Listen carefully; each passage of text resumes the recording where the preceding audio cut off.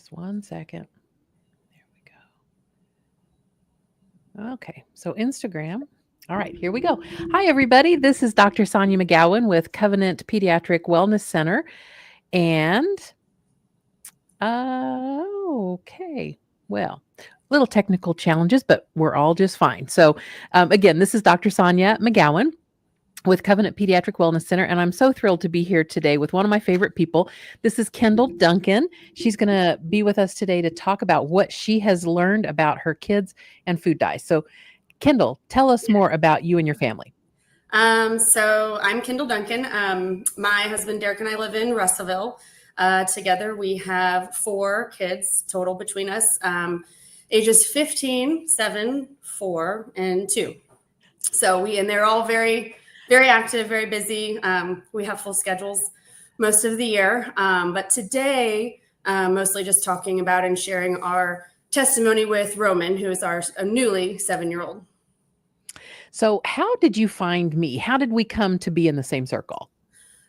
Really, I think it was on Facebook. I had some friends who were having some challenges with one of their kids, and they had put a post on Facebook asking for, support, resources, anything anybody could offer to assist, who they could go to or see. And everyone was commenting and tagging Covenant. And I had never heard of them. I didn't even know they were in Jeff City, had never been there, didn't know anything about them. But I was also kind of in the same boat, having some struggles at the time with he was 3 at the time. And so I was following kind of her journey and kind of asking, messaging her and asking what some of her struggles were that they were dealing with, just to see if it was similar to what we had going on. And then I ended up, calling and setting up the appointment. And I mean, it was easy as that. And we met and, I think we did a virtual appointment first maybe, and then came into the office and then kind of evaluated from there. And the rest is history. So with Roman, you had a couple of concerns when you came in initially. What was going on with him? So at the time, I think we came in, it was later. I think he was maybe 5. I think by the time we actually came in to meet with you. But really we started seeing issues about 3.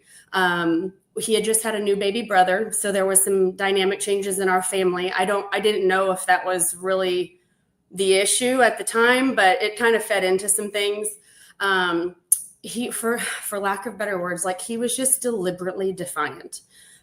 He was full of energy all the time. He never tired. He was aggressive sometimes. I don't want to say a bully, but kind of mean to other kids. He didn't always want to share. He might hit people. And he just was wild. I mean, it was hard to take him places. He didn't listen. There were major meltdowns, and it was getting really exhausting. Like we had tried a lot of things, and nothing was really helping. And people kept saying, "Oh, this is just normal 3-year-old boy behavior. It's just, he's just a busy 3-year-old boy or 4-year-old boy." And I felt like that wasn't the case. It was more than that. There was something else going on. And even with being around other kids his age, getting together with friends, and it was on another level. And I don't think people really knew what was going on inside of our homes when they only saw us at birthday parties or out in public about, how bad it was some days. So I was really glad that we had found Covenant and gone and gotten the answers that we needed.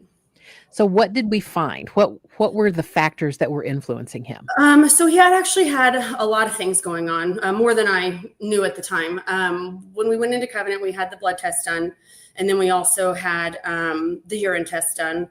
And then you had done several kind of just different tests and, things. I don't know if you have a special, word for those of what you call those, but he had some primitive reflexes that were very much getting in his way, I think. His eye tracking was horrible. He was unable to do that. He was very rigid in his movements. He had things that he did with his fingers where he almost like a nervous tick, but he didn't know he was doing it. And then I think was that about all we did, I think, initially. Uh-huh. And we found we also had an oral evaluation, and we found out that he had a tongue tie. So which made total sense to me at the time because he, over the past 2 years, had become a very picky eater, which was playing probably a huge role into some nutrient deficiencies and things because he just wasn't able to really digest the food and break down the food and clear the food from his mouth like he should be able to. And so he was just not eating those things that he couldn't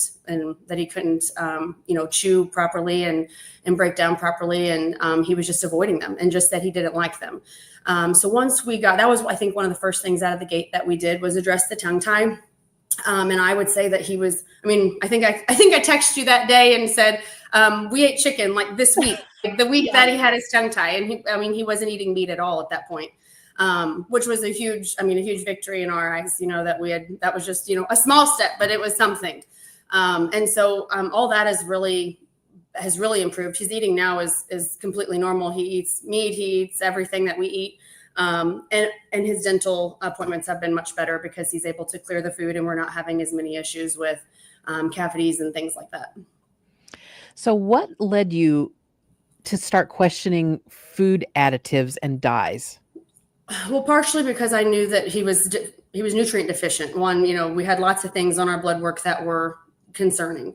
And we had been, we'd had well appointments and well visits with our pediatrician, and he was passing his well visits, and it just didn't sit right with me that there was something wrong. And, this person's only seeing him once a year, not even when he's sick usually. And he's not well, we shouldn't be checking all the boxes on our well visit when we're not well. But he's, I think all of, what was the question you asked me again? Sorry, I lost my train of thought. No, that's okay. What made you kind of start questioning food dyes? So the nutrient deficiencies, yes. And then it's kind of when we first started our journey kind of with just eliminating whatever we could. We went through our pantries, just trying to find things that were less toxic, less sugar, less artificial dyes, less any of it. And we really just started with our food first. And that kind of fed into, detergents, fragrances, candles, soaps, lotions. It's everywhere. And it's overwhelming, but I think just starting with the food was a huge start for, a great place for us to start. It really helped.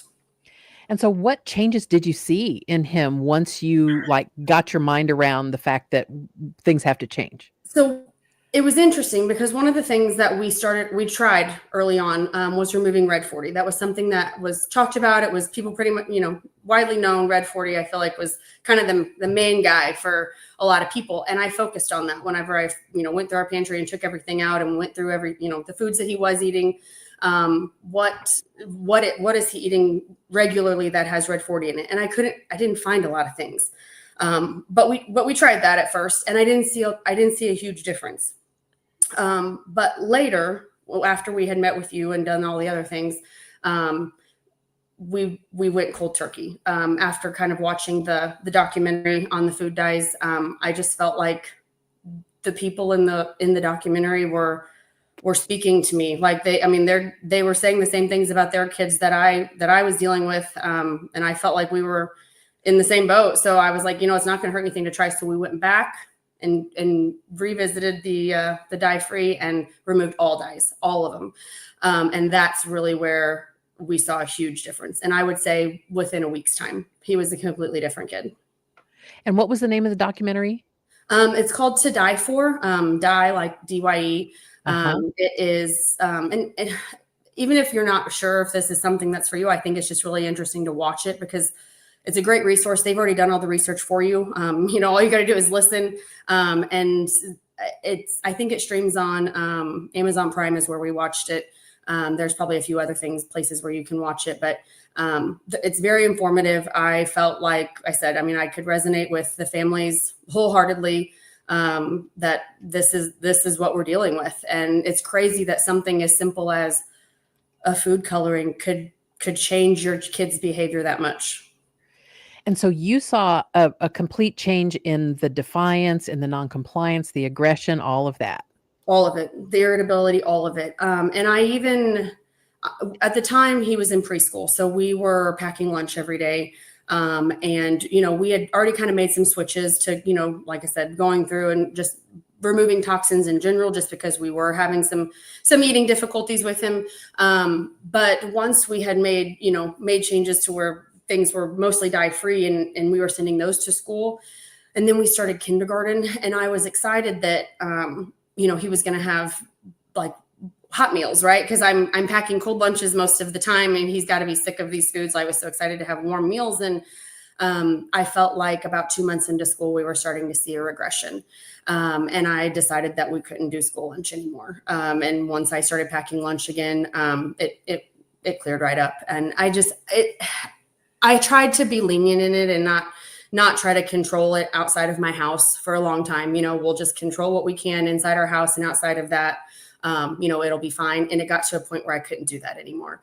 It really needs to be all the time at school, at home. We have friends that, know, and family that knows. And at school, it was hard to always know what he was eating. And we had a great teacher last year who, was very welcoming of us bringing in our own, treats for other kids' birthdays. I could get a dye-free cupcake at a local bakery. We've got several local bakeries here that do dye-free options. So we could bring those into school. She had treats and things that she would give out to kids for answering questions. She let me bring in my own. She let him bring in his own snacks. So, it really wasn't an issue for us at all to try to make, for them to make those accommodations. That's amazing, because I hear a lot of other families say, grandparents don't understand, and they think, oh, just a little bit's okay, or, don't deny them the fun foods, things like that. Well, and he's to the point now. He's 7 now. So, when you're looking on an ingredient list, you're looking for a color and a number.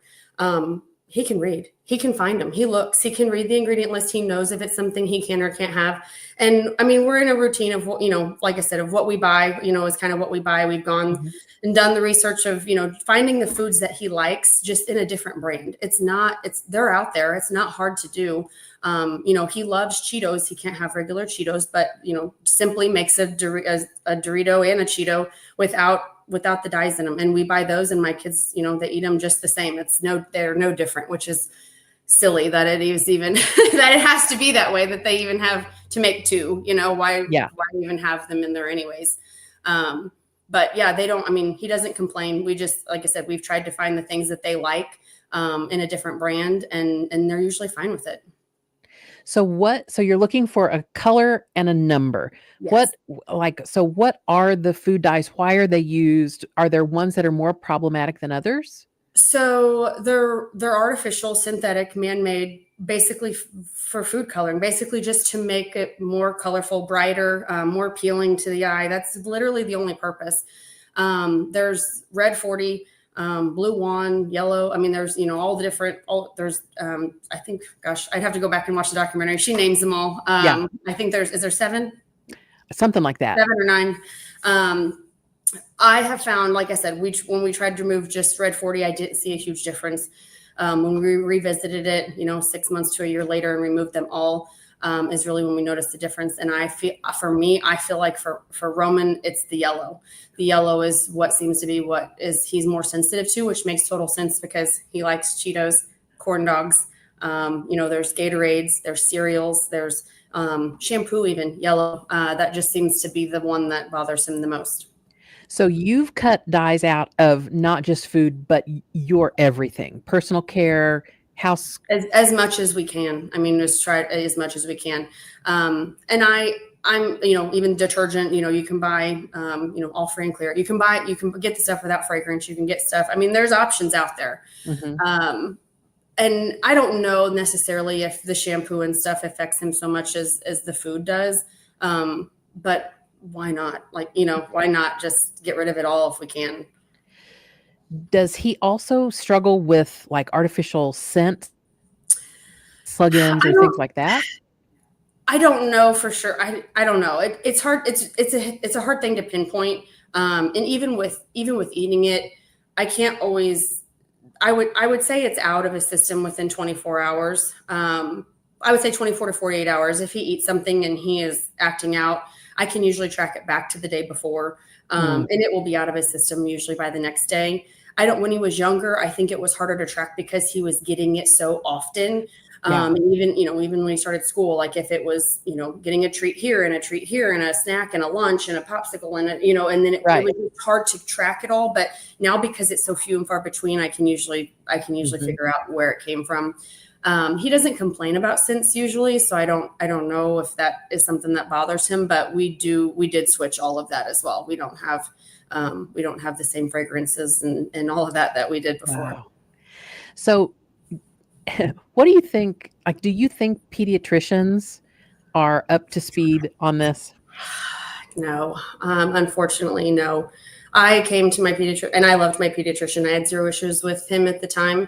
But I came to him several times with concerns about Roman and his behavior and the things that we were dealing with, because we were exhausted.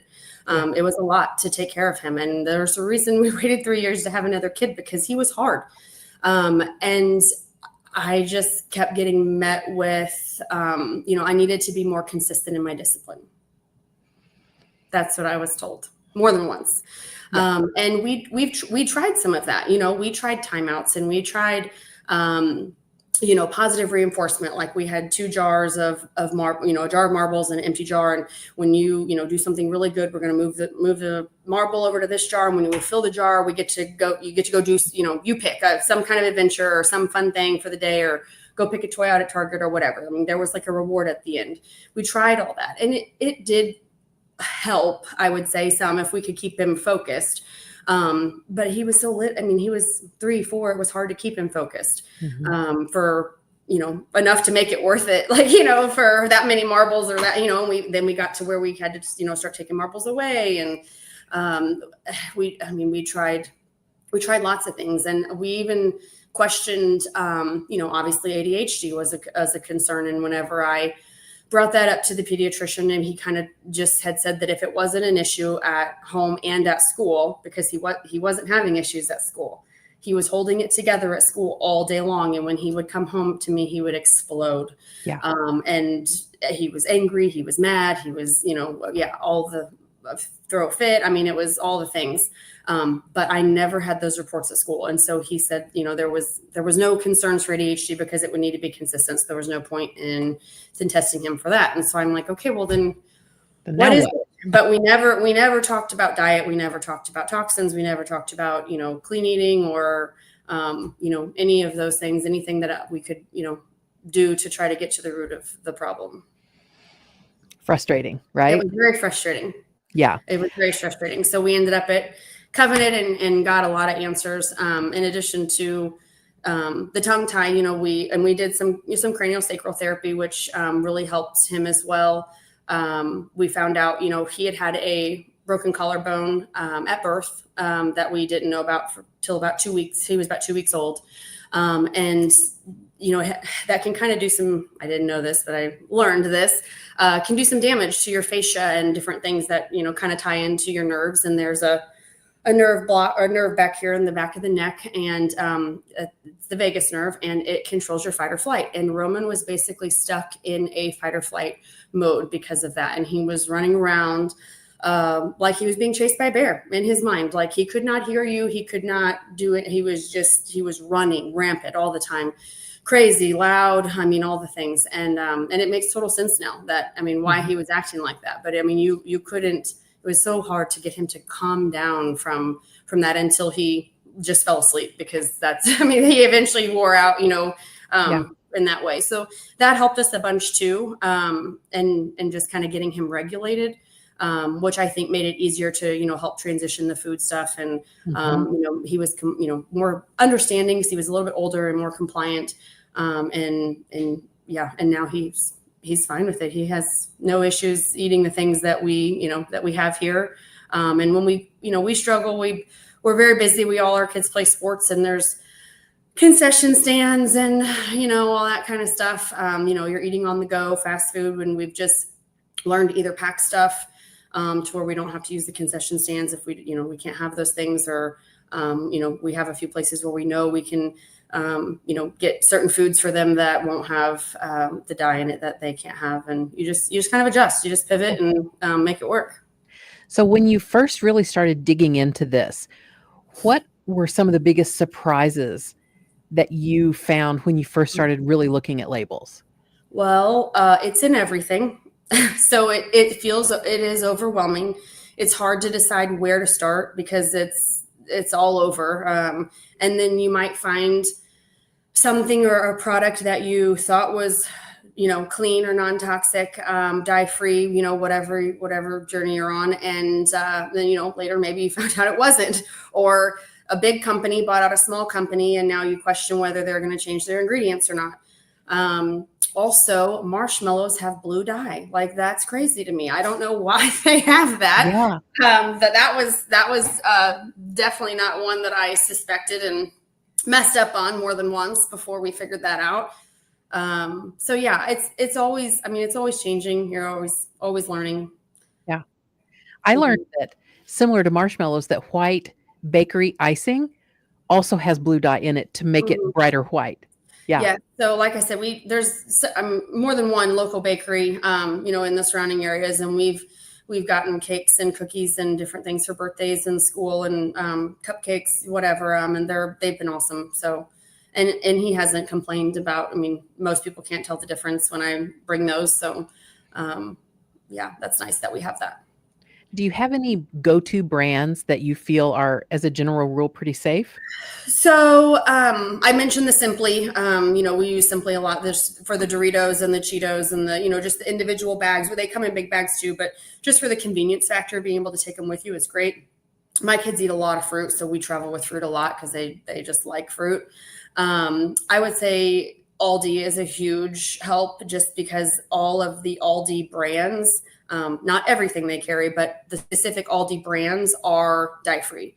So that's kind of where I started making my changes and doing substitutions, because I knew that I could go there and as long as it, had the Aldi circle on the back of it, that I knew it was an Aldi brand and it was safe and I didn't have to question it or, spend hours looking at the ingredients. I also mostly online shop. So, and you can read labels and do all that when you shop online as well. So you're not spending hours in the store, but really I had one big, one night I sat down, I spent hours, but I really just went through everything we normally bought from Walmart or wherever. And just, I used, I don't know if I mentioned this, but I used the Yuka app for a little while just to kind of help narrow things down for me. Like, you can scan your foods and it will give you a rating of whether it's good or bad. Now you have to use some discretion with that depending on kind of what you're considering good or bad, but I was mostly focusing on dyes. But it gives you suggestions. If you scan something, it says this is a 30 out of 100, but here's some other recommendations that are better than that. So I could try to switch and find things at other stores under different brands that maybe I wouldn't have, because we were just so used to buying the same stuff all the time. So that kind of helped initially just to get familiar with things. I don't necessarily use it so much anymore just because we kind of found the things that we like, but that was the name of that app? Yuka? It's called Yuka. It's Uyka. Okay. But again, I'm not going to say it's perfect. You kind of have to, it depends on what you're looking for. So there's, if you're looking just to be dye-free, that's one thing, but you can be dye-free and still be eating Oreos and Cheetos and, you're not necessarily, always eating healthy foods or, non-toxic or, perfectly clean, not all natural, whatever. So, you can kind of have to pick your battles there. So how do you talk to other moms about this when they ask you without sounding like judgmental or difficult? I think I don't tell anybody that they have to, if you want to come to me and ask me questions about what we do and what works for us, like, I'm an open book. I'll tell you, I'll tell you our story. That's why I'm here.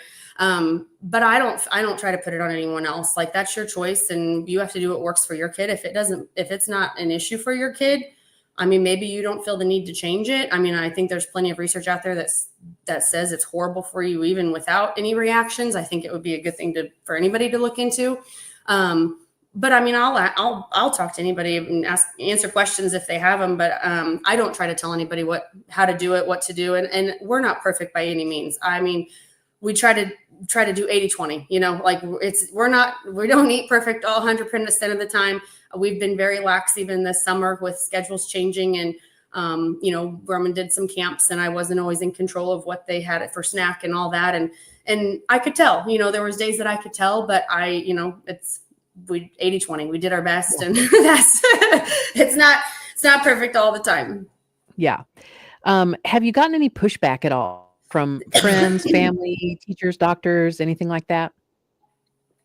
I wouldn't necessarily say I get pushback. I don't think anybody disagrees with our choices or thinks that what we're doing is silly, but like I said, it's not that everybody is on the same journey as us. They may not make the same food choices or have the same habits or lifestyles that we have, and that's okay. But all I ask for is that they just are considerate of, what we're trying to do for our kids. Like, you don't have to eat that way, but if you just don't offer my kids something that they can't have, or that I have to then put me in a position to tell them they can't have it or give it to them when I'm not around, because they don't have to deal with it later, and they don't know what it's like, behind closed doors when he, has 24 hours of, irritability and anger and aggression and, that it's just easier just to not have to deal with it. Do you think this has helped your other kids too? Did they have any similar symptoms? So I haven't noticed anything in the other two yet, but I would say that they're eating most of the same stuff that, that we're eating at this point. That's mostly dye-free anyways. Now my other son did end up having a tongue tie as well. So because we started to see some of those same early issues with the picky eating, the reflux, we were going down the same road. And so we had him evaluated as well. And he also had a tongue release, but, he was about 2 years earlier than Roman with all of these things because we had, been down the path before and we knew what things to look for. But I don't think I haven't noticed that they have as much of a reaction, if any, but that could change. Yeah. So if we've got someone in our audience right now who are saying, man, I know I need to make this change, what advice would you give them on, learning about this, getting started, when they feel kind of overwhelmed? I would say first just to watch the documentary. I think that it gives so much information, so much research, and they lay it all out really nicely. They give testimonies. There's multiple people involved. That's really where it was eye-opening for me. And my husband sat down on the couch and watched it with me, and we were like, we've got to do this. Like we've just got to do this. And I think, like I said, going to Aldi really helped just in the early stages of just trying to figure it all out. I went through my pantry, I opened everything up, I read all the labels, and if it had a color and a dye, I threw it away. And, maybe not everybody can afford to do that and just, pitch everything you have and start over. But if you can do a little bit at a time or something that your kids eat often, just make one switch, pick one thing at a time, and make that switch, and just until you can get it all, get most of the things out. And I think that you'll see a big difference.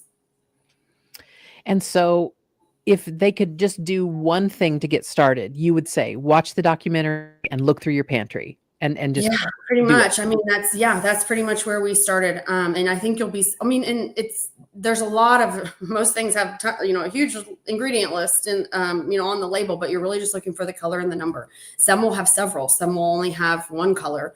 And if you just want to start with red, that's, like I said, we tried that at first, just to try to make it more simple, but that ended up not really working for us. We really had to do all of it. Would you say red dye 40 is probably the biggest culprit for most kids? It seems to be, it seems to be the most common, I guess, or maybe the most widely talked about. And I would say because it's in so much stuff, because it just seems there's a lot of red, a lot of pink, especially in food, cosmetics, all of that. So I think it's probably used the most. But like I said, with my kids I just didn't find a lot of things that they were eating that were red. Like we had some pink yogurts maybe, but we didn't really keep red Gatorade anyways. We didn't have a lot of stuff that were red. Now, had I at that time gone and done everything that was yellow, that would have probably been a bigger thing for us because we had a lot of yellow. Got it. So tell us about Roman now. He's getting ready to go into first grade. And he is thriving. He likes school. He has so many friends. He is playing football and basketball and baseball and soccer, and he loves it all. And he's good at them all, which is hard, but also awesome.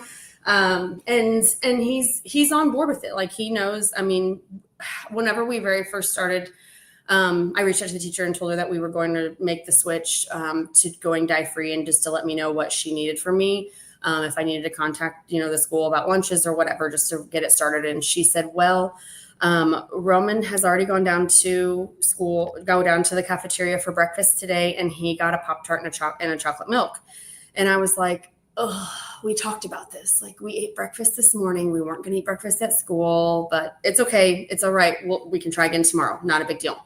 So I pick him up from school, and I'm like, remember whenever we, how we ate breakfast at home this morning, and we weren't going to eat breakfast at school? And he was like, yeah, but I was still hungry. And I'm like, okay, but what did you choose to eat? And he said, I got a chocolate milk and a Pop-Tart. And I said, right. So there was probably dye in those things. He said, no, there wasn't, Mom. It was a chocolate Pop-Tart. Like, and I hadn't even really thought that through. But he was right. And I had him show me the one that he picked. And I looked it up right away on Google, and yeah, no dyes. So, I mean, he had really already kind of figured it out. And when I asked him, and I think I called you or texted you about this too, but once we were a couple weeks into this, and I was like, do you feel different? Like, do you feel better? Do you notice anything at school, like with eating this way? And he was like, I think that I can sit still better. And I think that I can focus better at school. And I'm like, well, then that's enough for me. That's enough for me to say that, we're doing the right thing.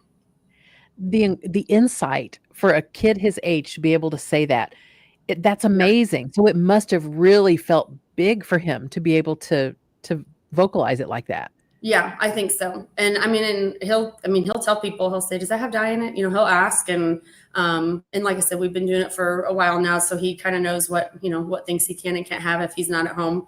And yeah, he's done great with it. So one of the things we say around here at our clinic a lot is that the why matters. And there was a why behind his anger and irritability and lack of focus and behavior. Absolutely. And I think that although he had a lot of things going on, and we were only addressing part of it. You know what I mean? I think that the tongue release helped with the food and the digestion, and had a part in that as well. The craniosacral therapy definitely helped with the energy and the chaos, and just getting him regulated, and being able to sleep and rest and do all of that. But I think the food also, the dyes, getting rid of that really helped with the aggression and the irritability, and the meltdowns and all of that. So I really think it was a combination of all of the things to get him where he is today. Well, it's amazing. And I commend you there are a lot of moms who would say, oh, that's too much, man. I just can't. I can't get my head around it. It's too overwhelming. But you did it. And gosh, has it ever paid off? And I feel like if we hadn't seen changes in him, maybe we wouldn't have thought it through. But I mean, the week he got his tongue released, he was eating different foods. We were going to have, there were times in our craniosacral appointments, there was like a moment in time where he would literally change. Like he'd be bouncing off the walls, and Jackie'd be, calm down. We're okay. Come lay up here on my table. We're going to work some more. And it would click, and he would almost fall asleep. And he'd walk out of there calm as could be. It wasn't like that every time, but a lot of times it was like that. I also didn't mention this, but we did some foot baths, some detox foot baths as well. And I had him do one by himself the very first time, and just kind of observed. And then after that, I was curious, because I thought, okay, well, what does his look like compared to mine, right? Because we should be eating most of the same stuff. We're exposed to most of the same environmental, toxins and different things. So the next time I did one with him, side by side, and his was completely different than mine. I mean, it was darker, it was foamier, it was green, it was all the colors. And mine wasn't nearly like that. So I think it also helped that we were seeing results along the way. That's amazing.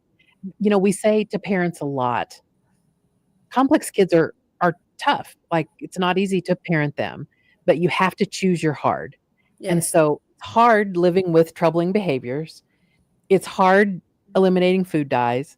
It's hard to change what you eat. It's hard to have food allergies, but choose your hard now, do the work now, so that the rest of life is not so hard for you or for him.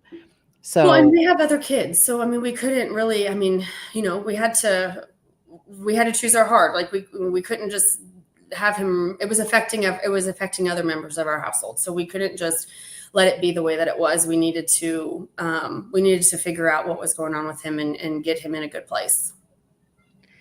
well, I tell you, you knocked it out of the park. And it's, I mean, well, thank you, but I really commend you. I really wouldn't have any of the things that I know, or that any of the treatments we did, or any. I mean, we would probably still be searching had we not found you. So, forever grateful. Well, I appreciate that. Words are my love language, so I appreciate that.